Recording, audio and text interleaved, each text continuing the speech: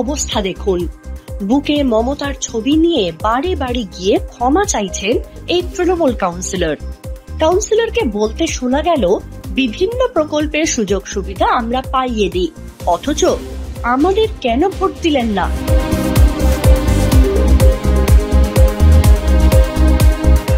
তার জন্য আমরা আমাদের ওয়ার্ডের মানুষের কাছে আমি ব্যক্তিগতভাবে ক্ষমা প্রার্থী।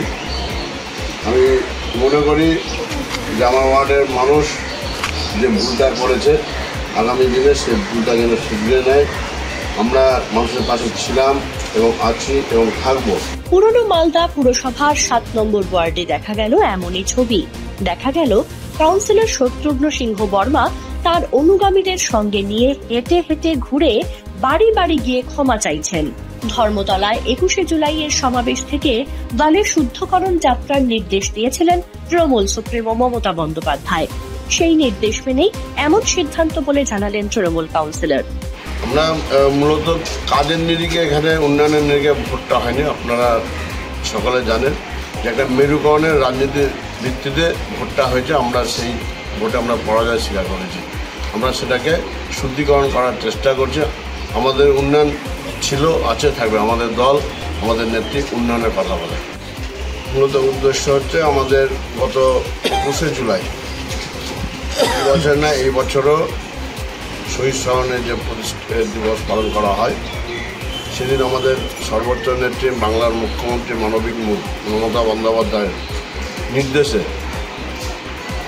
আজকে সারা পশ্চিমবাংলাতে যে 42টা সিট, সেই সিটের মধ্যে যারা জয়লাভ করেছে তাদের উদ্দেশ্যও দিয়েছেন বার্তা। যেমন আমরা যে এলাকাতে বসবাস করি, আমাদের উত্তর মালদা লোকসভা কেন্দ্রের সেই এলাকাতে পরাজয় স্বীকার করার জন্য আমরা মানুষের দ্বারে দ্বারে পৌঁছালাম, মানুষের কাছে ক্ষমা প্রার্থী হলাম, মানুষকে বোঝানোর চেষ্টা করলাম যে যদি কোনো উন্নয়নমূলক কাজ থেকে এলাকার মানুষ বঞ্চিত থাকে আমাকে এবং আমার ওয়ার্ডের সমস্ত কর্মীকে জানাবেন।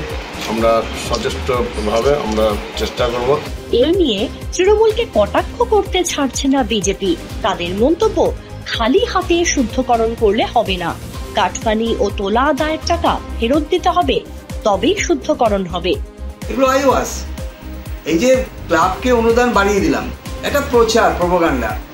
টার্গেট 26-এ কি করে আবার মানুষের দৃষ্টি ঘুরিয়ে নেওয়া যায়, বোধোদয় হয়েছে।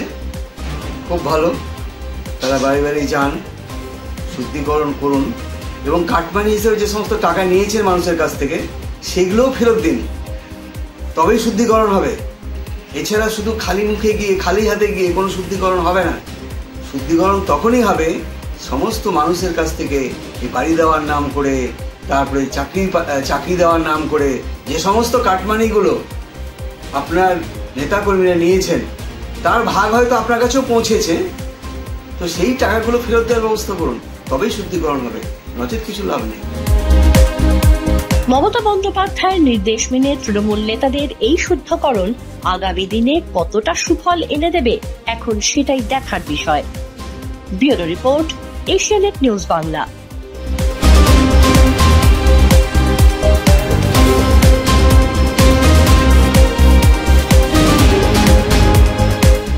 আমাদের ভিডিও ভালো লাগলে লাইক এবং শেয়ার করুন।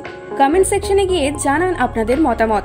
আরও ভিডিও পেতে আমাদের চ্যানেল সাবস্ক্রাইব করুন এবং প্রতি মুহূর্তে খবরের আপডেট পেতে প্রেস করুন বেল আইকন।